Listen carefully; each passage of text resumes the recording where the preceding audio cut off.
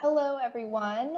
Welcome to today's G6PD Operational Research Community of Practice webinar. Today, we'll be hearing from Angela Devine on a new tool that has been built for assessing the cost effectiveness of radical cure options for P-vivax. So this is today's agenda. Before Angela begins, we'll just start with some brief information about the Gorecop, and then we'll get into the presentation, which is going to be an interactive session. So we will have time for discussion and any remaining questions at the end, but we're really looking forward to your participation and hearing your thoughts and questions as Angela leads us through the session. So we do like to start with some information about the Gorecop for those who might not be familiar with the group. The G6PD Operational Research Community of Practice is a collaboration of researchers, organizations, malaria control programs, and clinicians committed to advancing the introduction and scale up of G6PD diagnostics through operations research in support of safe access to radical cure treatment for P-vivax.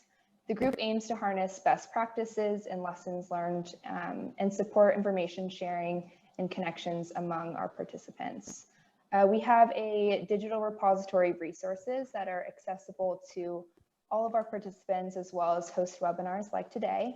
And then you can find additional information about the Gorecop as well as the link to join if you are not already a member through our webpage, which can be found at the link you are seeing on the screen now.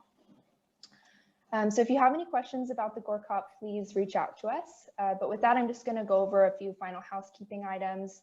As you've likely noticed, this webinar is being recorded. So we'll be distributing the recording after the session and also housing it in our resource library.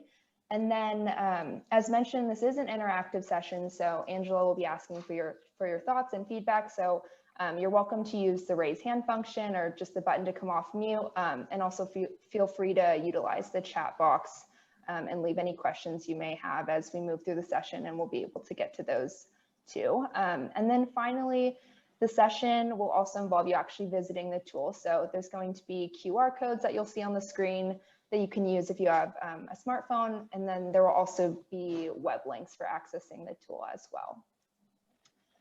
So I think that's all for logistics. I am pleased to introduce our speaker today, Angela Devine. Angela is a health economist at the Menzies School of Health Research and the University of Melbourne with a wide interest in infectious diseases. Her current research is focused on the cost effectiveness of options for the management of vivax malaria and the burden of disease associated with it.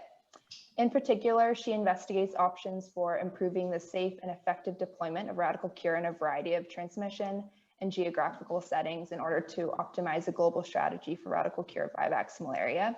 She's a growing body of work in translating research into policy and how online models are used to influence policy. So thank you so much, Angela, for joining us today. I'll go ahead and stop my screen sharing and I will hand it over to you.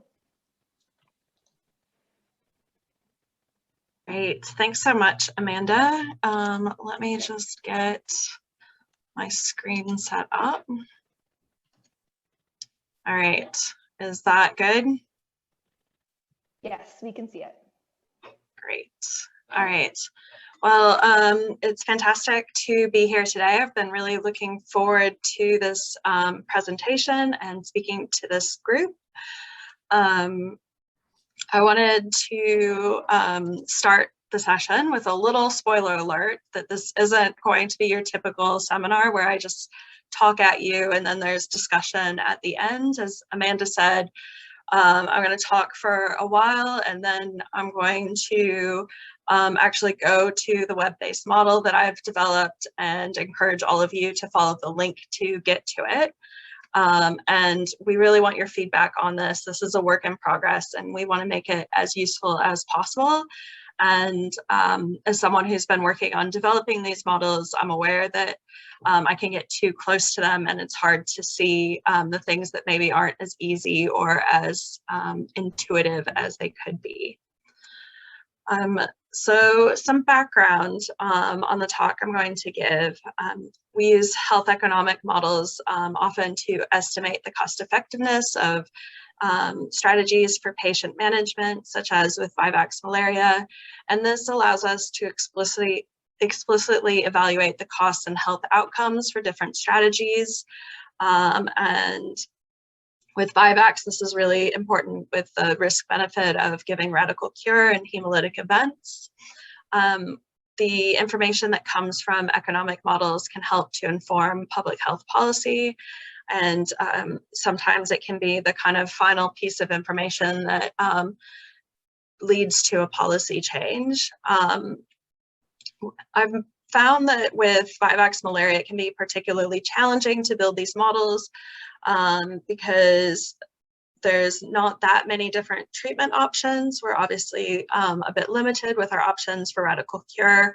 And then there's huge variation and heterogeneity in the epidemiology and costs. And as you know, this is a hurdle to malaria elimination, particularly in the Asia Pacific, where we're seeing an increasing proportion of malaria cases caused by vivax malaria.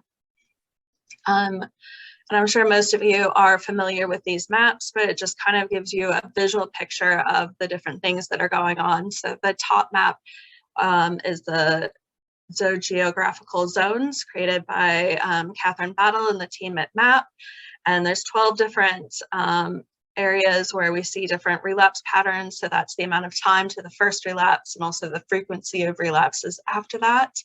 And then in the bottom map, we have more work from the MAP group, this time by Roz Howes, that looks at G6PD severity and prevalence, and then kind of maps out the different G6PD risk. So if you're looking at the risk of hemolysis and the benefits of radical cure in India, it's going to be very different from Brazil or Indonesia.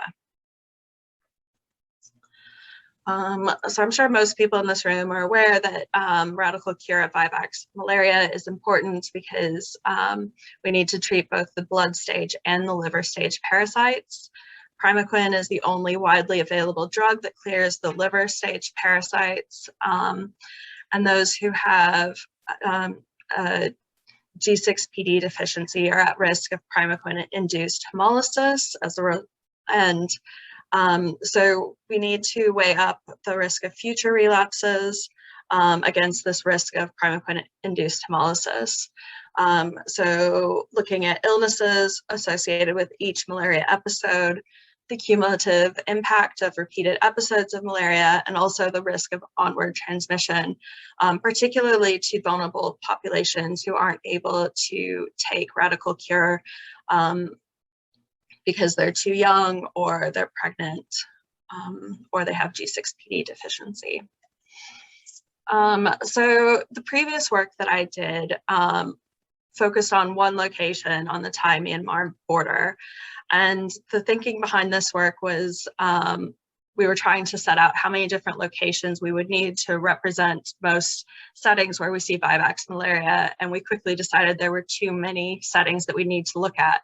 So we just focused on one setting, and then also built an online model that enables the user to adjust all of the parameters and see the results. And one of the things that I found that was that expert consensus on some of these parameter values is really challenging. There's a few things such as risk of hemolysis where we don't really have good data, and it's going to be challenging to collect that data. So this model was a cost effectiveness analysis using a decision tree with a 1-year time horizon. And I compared G6PD screening with primaquine to blood stage treatment alone, so no radical cure, and then to primaquine without G6PD screening. And this is a schematic of part of that model.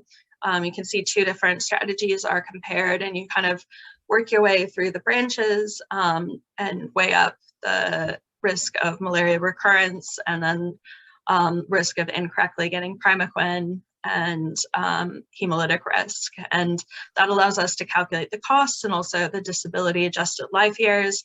and ultimately calculate the cost effectiveness analysis. And we've got these sliders that you can use, so you can adjust the percentage of males with G6PD deficiency, for example. And then we also had these boxes where you could input the cost of different things that were being compared. So here it's the cost of an RDT. But since I did that work, we've got some new tools. So that one included the qualitative test, or RDT, but now we also have quantitative tests for G6PD deficiency. And when we're thinking about these things, it's not just unit costs, it's also things such as distribution and tax and customs. So we've got the cost of the machine, and that the selling point for that is at about $350, but when you add on taxes, it'll probably be more than that. And then because it's a machine, you also have to think about how long it's going to last, because that impacts the costs. And also the number of people who will be, or the number of malaria patients that will be using that machine. You also have to think about the actual test strips that are used, and then quality insurance. So for example, you can run controls for every batch of 25, or run the controls once a month. And each country is going to have to decide how they'll do that. And then also think through what additional training is going to be needed to use these quantitative tests. But also for using the new drug that we have for radical cure, and that's tafenoquine. And that's a game changer because it's a single dose instead of the traditional 14-day primaquine dose. But we also have other options when it comes to radical cure. So we now have a 7-day radical cure course, and can consider doing that at high dose or low dose, depending on the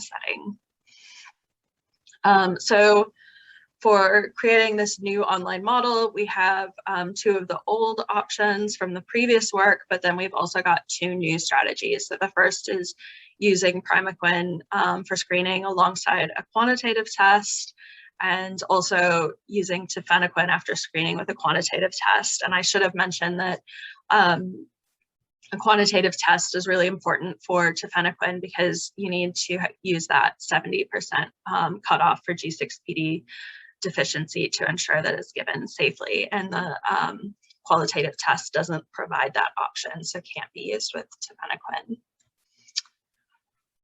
So for this new model, we tried to go to new levels of user friendliness. So we improved the documentation. We tried to make the labels easier to understand. We created a data dictionary that you can download.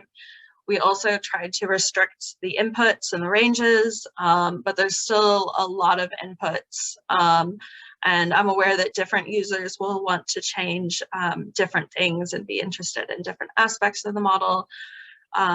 And we're trying to find that balance between simplicity for users, but also reflecting the complexity that's necessary to make a decision.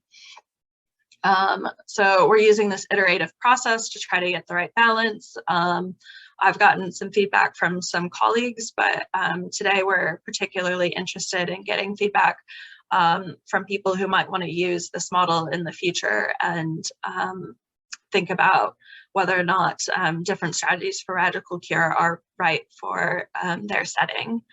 So that's really what today's seminar is all about. So the new model uses parameters from Ethiopia, using data from the IMPROV study. And there's a link to it there and a QR code if that's easier for you to use. I've built it using our Shiny software, so similar to the previous model. And again, we tried to keep it really simple, but it quickly became complex. So we had to think about questions such as supervised or unsupervised primaquine, 7-day or 14-day primaquine, high dose or low dose primaquine. What treatment will G6PD intermediates, so those with activity between 30 and 70% receive in the tafenoquine strategy, and then also a G6PD activity cutoff for if we were using high dose primaquine. And there's a little diagram from the model there. We'll get into that in a minute. So now is the fun part where I get to start juggling screens, but we'd like you all to go to this website, and we're going to start going through it. Can I just see maybe some thumbs up for people who have gotten to the website, just so I have an idea of whether or not it's there? So I'll Angela, switch back. Angela, could you put the URL in the chat box? Because that would be easy for people to jump to. You can't click it to show. Yeah, that is a great idea. Every now and again, I have one. Where is the chat now? There we go.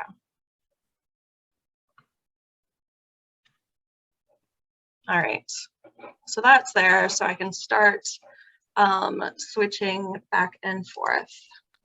All right, so the first page of the model is just an introduction, a summary of what we're looking at, the different strategies, and some information about where the data comes from. I think if you could all click this link, then you'll be able to download the data dictionary, and that comes up like this. So perhaps open that in a different tab. And then the next screen that you can go to is the decision tree. So the first one is for strategy 1, which is no G6PD test plus primaquine, and you can kind of zoom in or zoom out. And then you can also click on these buttons to see the pathway. So this helps you to think through what would happen in this strategy. So the one without a G6PD test is pretty straightforward. You know that everyone gets primaquine, and for those who are G6PD normal, some will have recurrences and some will have no recurrences. And then for those who are G6PD deficient, they will also all receive primaquine, and some will not hemolyze, and they'll have a risk of recurrence or not having a recurrence over the following year. But for some, there'll be hemolytic events, and then we kind of work through whether or not they need a transfusion, and whether or not that transfusion is given, and then ultimately whether that leads to a death. And then again, it'll kind of, for most, it all ends in whether or not they have a recurrence. And then when you look at these other tabs, it's similar. So you kind of click through again. I'll just go through the tafenoquine one. So with males, you can see that they have a quantitative test. It'd be similar for females. And then we need to think through whether the test is a true normal or false normal, and then what treatment they receive, and then whether or not they have a recurrence. And again, for the false normals who receive tafenoquine, we have this like risk of recurrence that we have to work through, and what happens as a result of that. So you can take time to look through that later. And then we get to the fun part, and that's the inputs. And we'll go through these in a minute. I've got like an actual example for us to work through.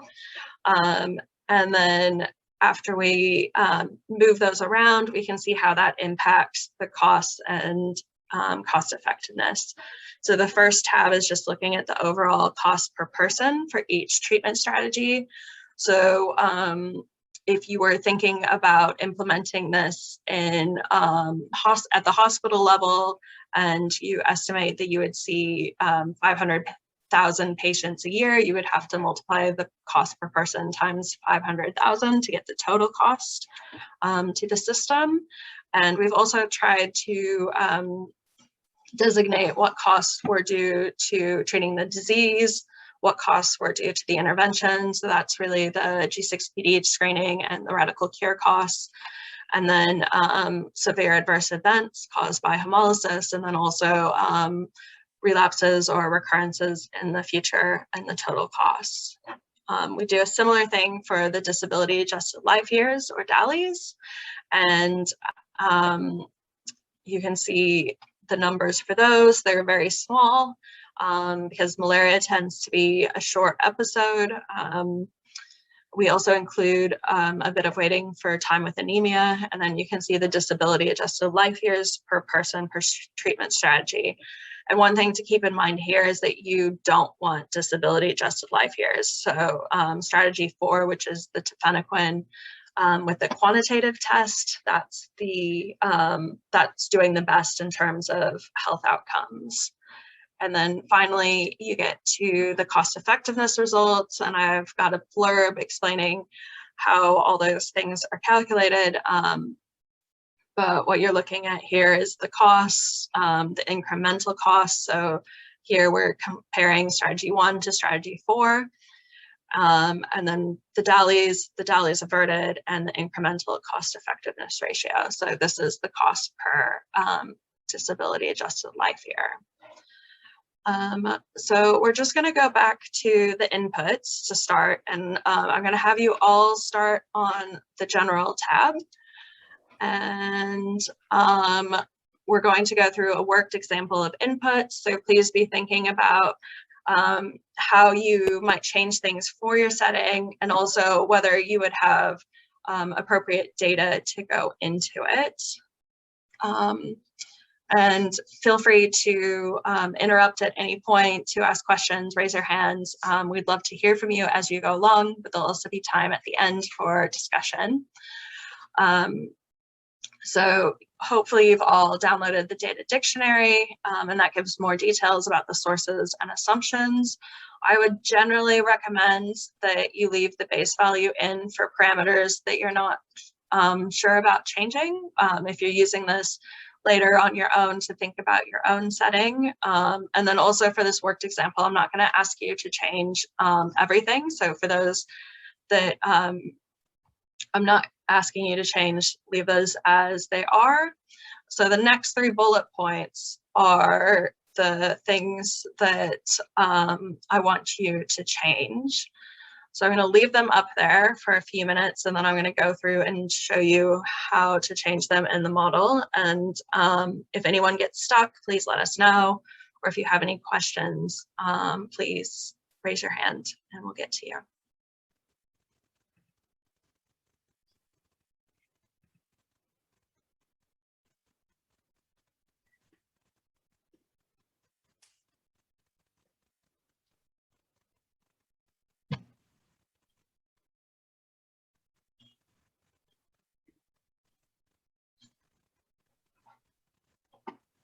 And maybe I could see like thumbs up when people feel like they've been able to finish things.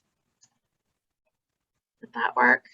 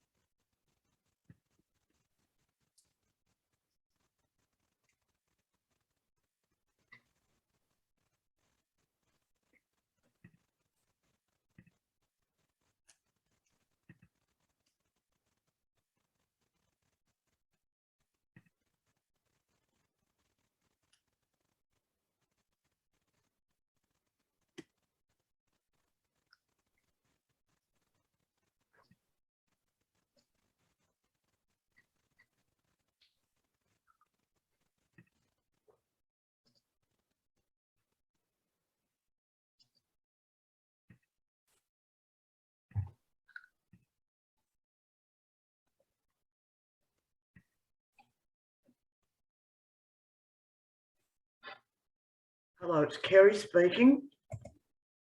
Hi,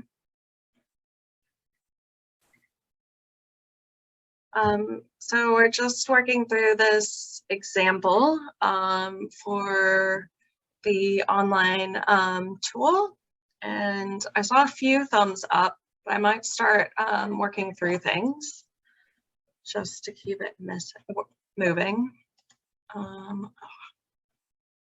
Okay.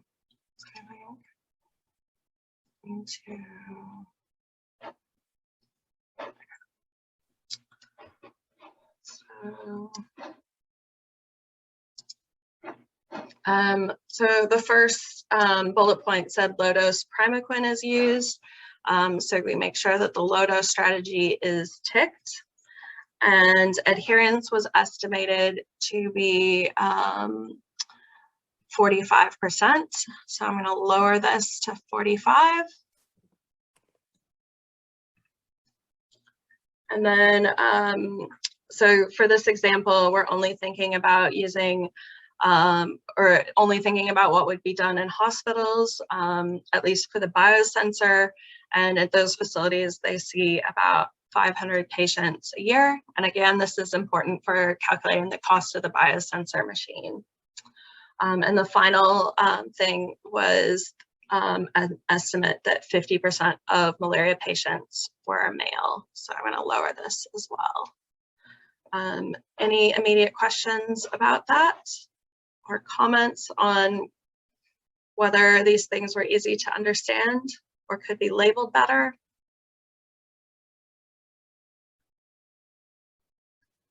All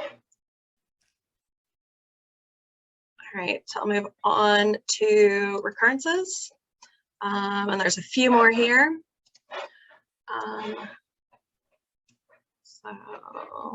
Sorry, Angela, could I ask one question? This is Emily. Yep, sure. So what if you had only information on the general sex split of all malaria cases instead of any specific number of like the age of the gender breakdown by male, or sorry, by age? Would you recommend you just use that, or is there a way you would, want people to modify it a little bit? Yeah, I mean, I think that's something that we probably need to do a better job of labeling. So this model is just for adults because currently tafenoquine's only available for adults. So Got it. What we're really thinking about is like the malaria population that's eligible for tafenoquine. It'd be challenging to do it all because you'd almost have to have like 4 models for children and adults if we were to include it all. But like hypothetically, when it is available for children, then like it wouldn't need to be the percentage of patients over the age of 16 who are male. So I think perhaps that could be in the like dictionary, and then in the actual school, it'd be better to just say percentage of patients who are male. Got it. Okay, that's helpful. That's thanks.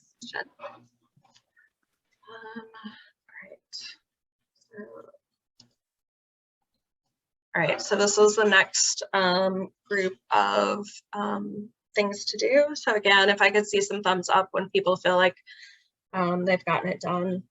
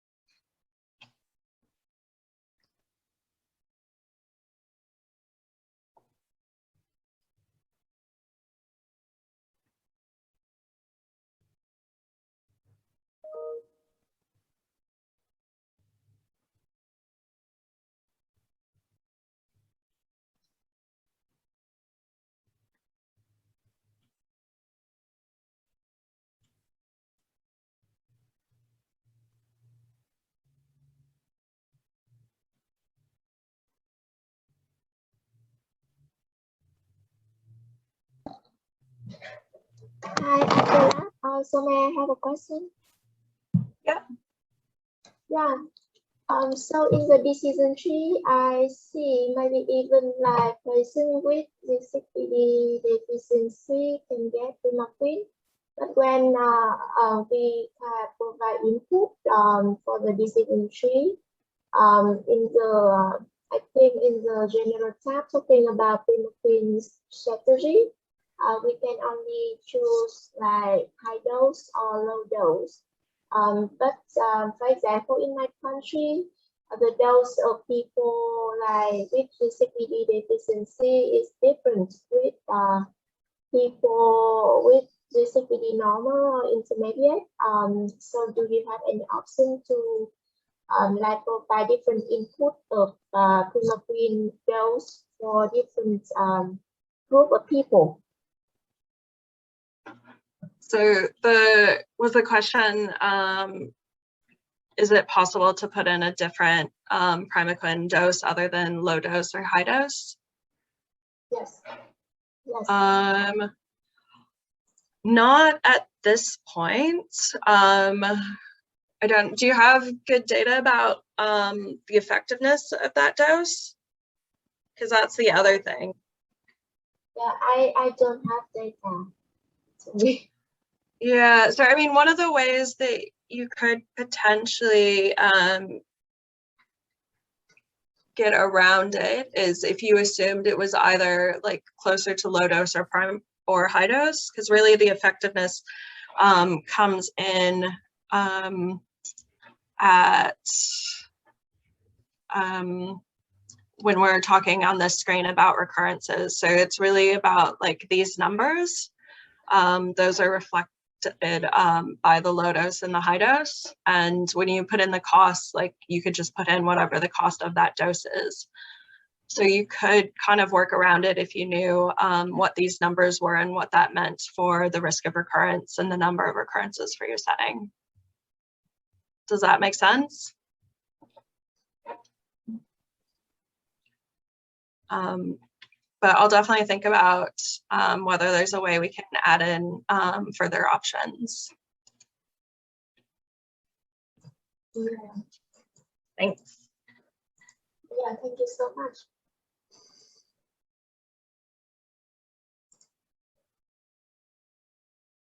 I had one question on these recurrences as well. Yeah. The mean number of recurrences with high dose primaquine. If you're in a setting where the routine use is low dose primaquine, and so wouldn't have that data, what would you recommend people? How would you recommend people interpret that? I just want to double check my notes. So like that really plays into the relative risk of recurrence. So it's automatically adjusted down when you select the low dose. So then you would just need to know the number of recurrences that you'd expect for your setting over a 1-year time period. If they got the full dose of radical cure versus, and by full, I mean like the low dose versus not receiving primaquine.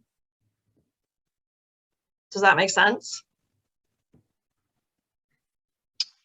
I think so. So the mean number of recurrences without radical cure, and then you could interpret the bottom one as mean number of recurrences with radical cure, with primaquine. Yeah.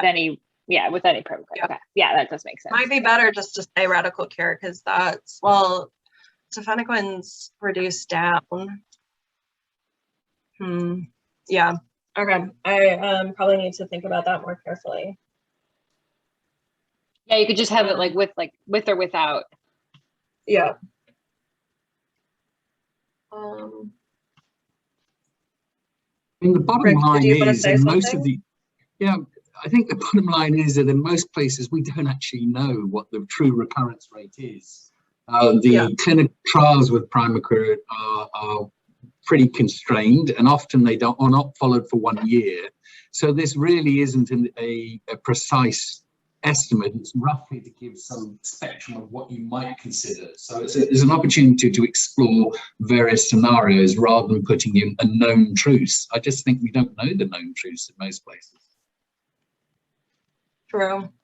Yeah, and it's hard because we really want to include that kind of longer time horizon, because I think that's where a lot of the benefits of radical cure are seen, is by preventing those recurrences, like not just the first recurrence, but the recurrence that might happen in like 6 or 9 months or even a year or 2 later.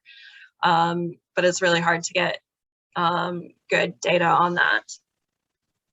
The other way around, Angela, is to provide predetermined sort of scenarios that you might have, saying this is the scenario that we estimate in Brazil, India, blah blah blah, and this would automatically populate scenarios for different experiences, and then people can say no, that's not, and they can tweak it further. Do you see what I mean? So we can do a literature review around that, which actually gives, otherwise people are left with overwhelming choices and they don't know what to put in for their scenario. I don't know what people think about that.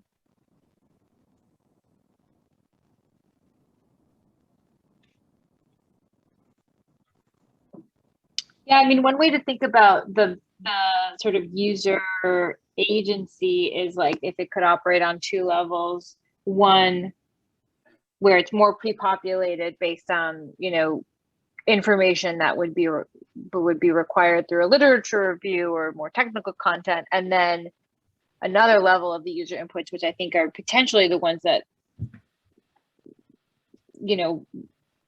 will really drive the variation. What people are finding is like some of the health system factors, like the one about the more general, like cases per facility, that kind of thing. Yeah, that could be a different way to organize it. Yeah, that's a good idea. Great idea. Yeah.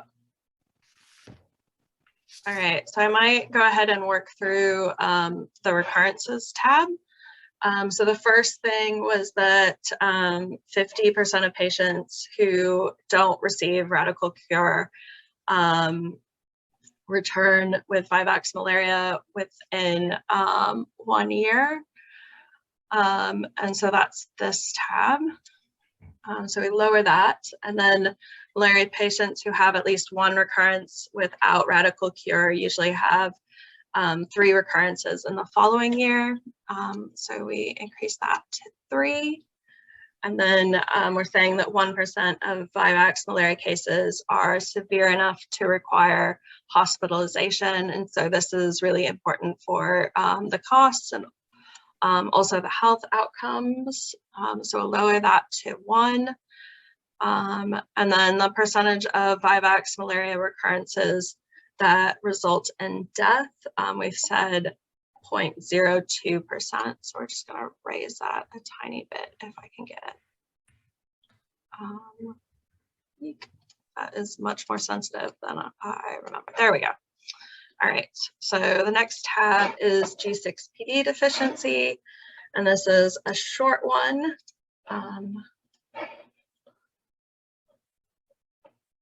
So there.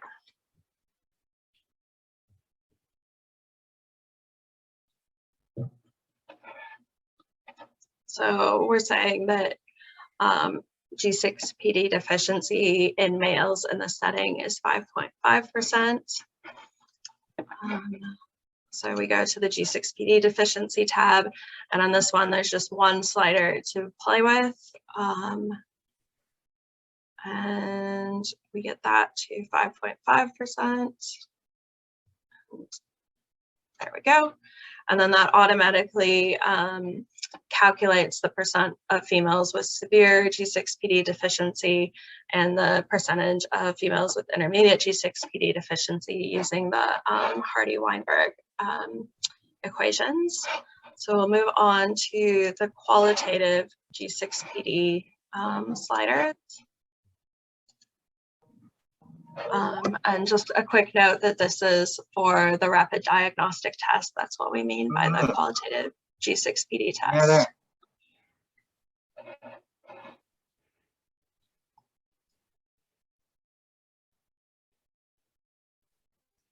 Again, if you could put a thumbs up when you've had a chance to work through it, that would be really helpful, so I know when to move on.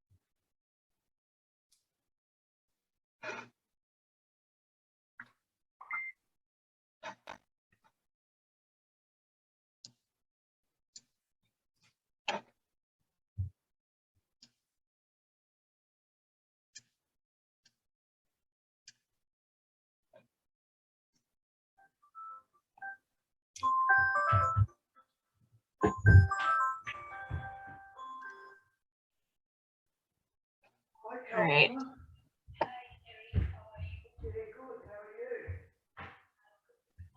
So I might go ahead and move on to working through this. So the first thing we look at is the test sensitivity, and we're saying it's 90% in this hypothetical setting, so we just lower that a bit. And we're also saying that the specificity is at 90%. So we lower that, and then we don't know what we think the percentage of true intermediates that test G6PD normal would be, so we just leave that one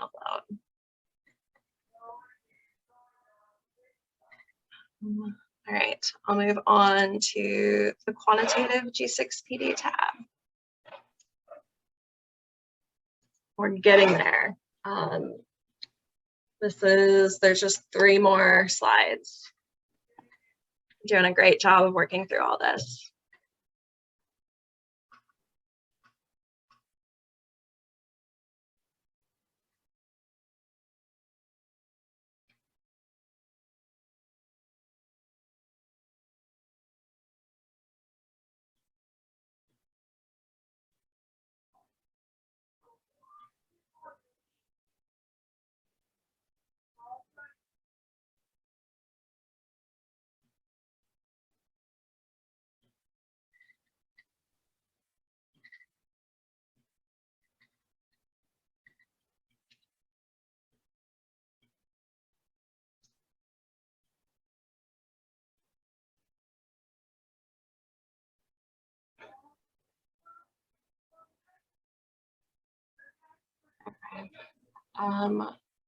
Do most people have the sensitivity and the specificity done?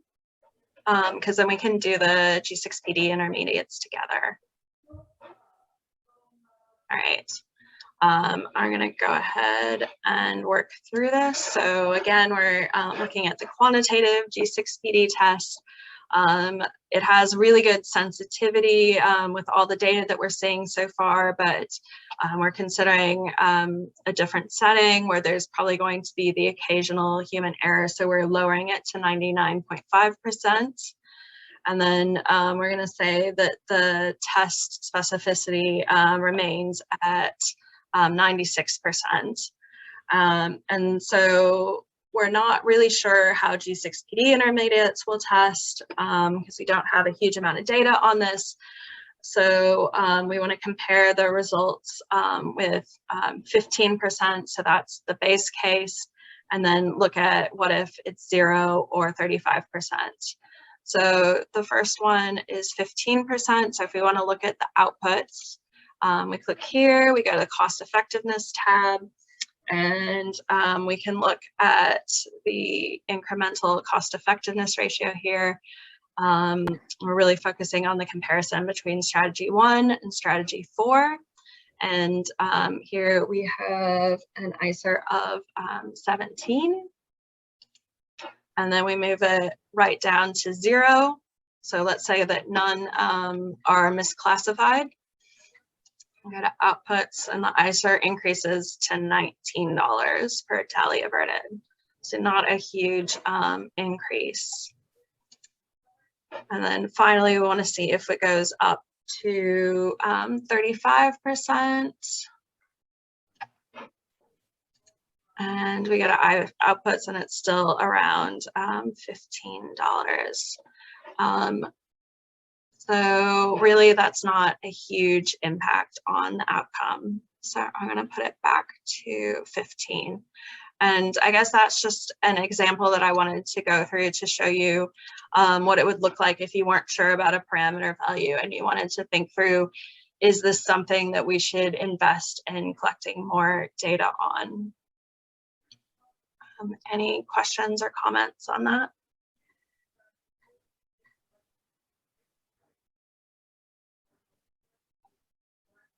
All right. So we're just starting to look at hemolysis. I just wanted to flag that the total radical cure and dose mortality is calculated by multiplying those three parameters, and we assume in the model that primaquine and tafenoquine risk is assumed to be equivalent. So here we're just going to change the percentage of G6PD individuals who are prescribed radical cure and need a transfusion.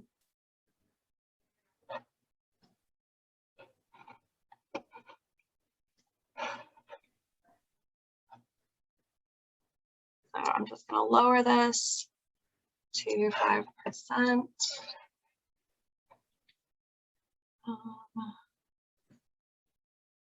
And then the cost tab.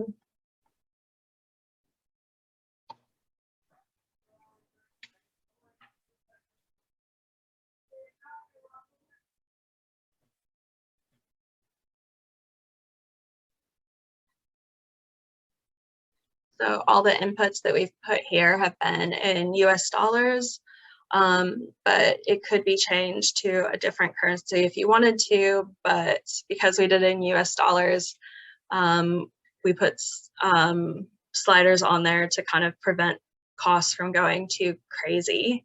So this is one of those things where I'm not sure if it's good to have those limits on there, because then we're not putting unrealistic cost values on things. But then if we were to take those sliders off and go back to the input boxes, then you could change it to any currency you wanted. So you could do Thai baht or any currency really. Brazilian real.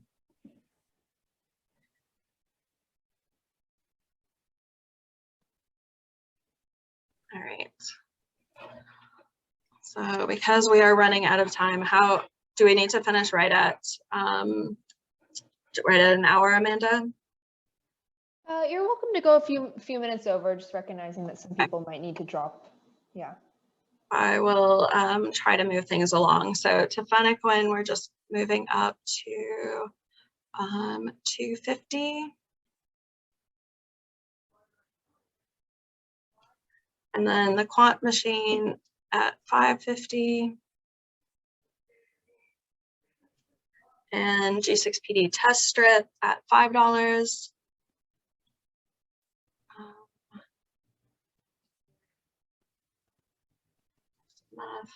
And then quality control, we're estimating $1 per patient, at least initially, to get things rolling.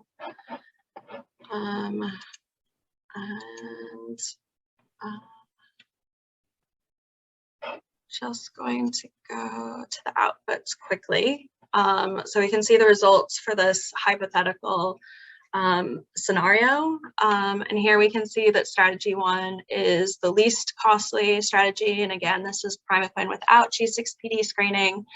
And it results in 0.036 DALYs. And then the main comparator here, the only other one that's cost effective is strategy 4.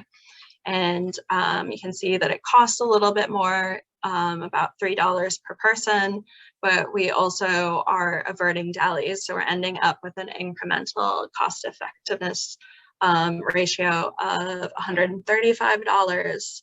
And strategy 2 and strategy 3 aren't considered cost effective because of a health economic term called dominance, which I'm not going to go into today, but there's a little blurb here.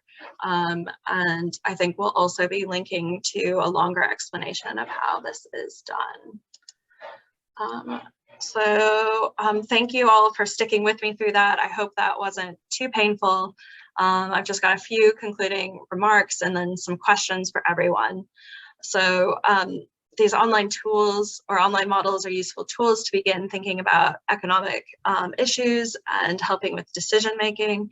They kind of show you how models work and the inputs that you might need to have if you want to do a full economic evaluation, and also which ones to focus on. So you can kind of see how big of an impact it has on the results, and therefore get a better idea of which inputs you want to focus on for further data collection. I always recommend a robust economic evaluation before changing policy. This is a good tool to start thinking about things. But if you did a full economic evaluation, you could limit it to plausible options for your settings, and you could be very precise about the primaquine dose, the adherence, the number of days people are treated, whether you want to include supervision or anything like that. And I think also you might want to be considering different strategies at different health system levels. So I know with the biosensor, the quantitative test, it might be challenging to have that with community health workers, but it might be easy to implement at the hospital level. And so a full economic evaluation can help you think through that, and also do the full sensitivity analyses that we would normally do with those reports. But ultimately, we hope that this model and some of the others that we've created will help to inform policy for vivax malaria, paving the way to malaria elimination.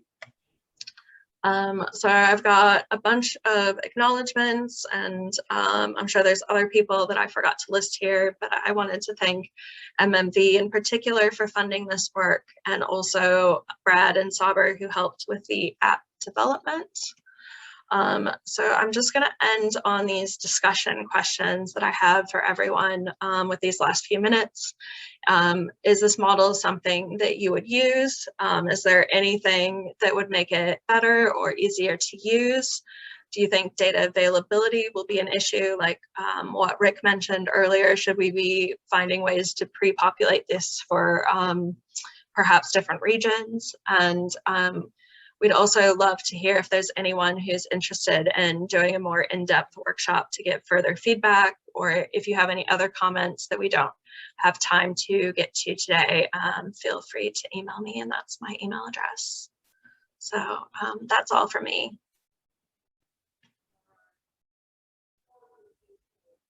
Are there any questions or comments?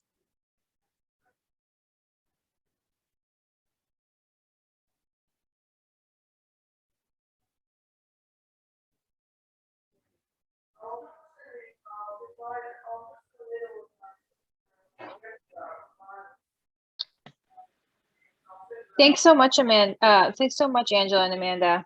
If there are any immediate questions, I might just start with a bit of a general one, because I think maybe some people need some time to absorb the specific ones. But have you thought much about your kind of eventual use case for this, or how you could envision it being used as different facilities or different country malaria programs think about policy change? I mean, we were hoping that malaria countries would be using this to inform policy change. I don't know, like, realistically, like, how I can facilitate that more. So with the previous model, we took it to an AppMed meeting and we went through it and tried to have everyone go through the options, and that was really helpful, and that kind of gave me some insight as to what would be useful that I was thinking about when I put this together, but I didn't actually spend any time thinking about like, or asking them like where they would use it or how they would use it. Did you have any particular ideas or suggestions with that?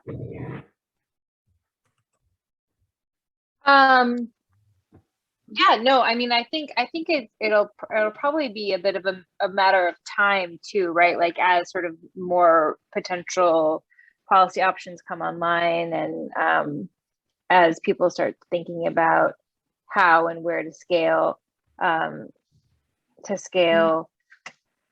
the G6PD screening test. I think, you know, one thing that comes to my mind is that, you know, people may be kind of convinced of the value of one or more of these policy options, but then, you know, useful to use this tool to think about like the deployment strategy in terms of, you know, as you said, the levels of the health facility and what it could look like if they started with hospitals in year one or something like that. That's just the first thing that comes to mind. Yeah, I mean, I think it would probably be too complex to include all of that in this model, but you could perhaps like start looking at everything that would happen if you were doing like biosensor at a hospital level and look at the cost effectiveness of that, and then think like, okay, if we roll this out at primary care facilities, what does it look like there?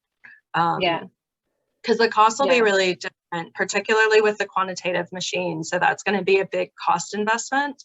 So like if you're thinking about a primary care center, like some of them in rural settings, we know that's where a lot of malaria is, but in settings where you're moving closer to elimination, you might see like 10 patients a year. Is it going to be worth it to have a quantitative machine there?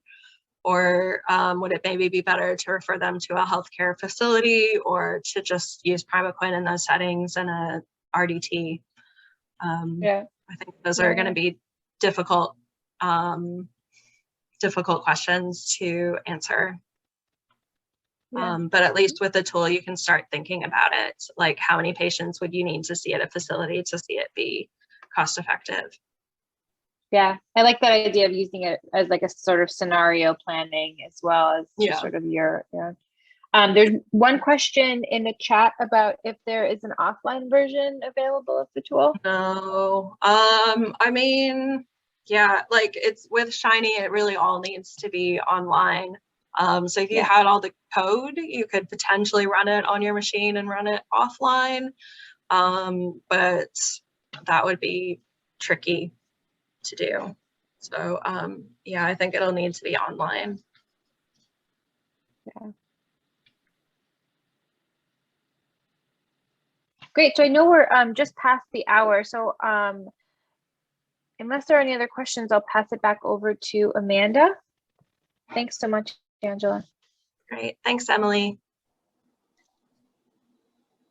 All right. Thank you so much. Sorry, I just wanted to throw our contact information up on the screen. Just want to say thank you again, everyone, for joining the webinar today and for your active participation. And thank you so much, Angela, for your work on the tool and leading us through this.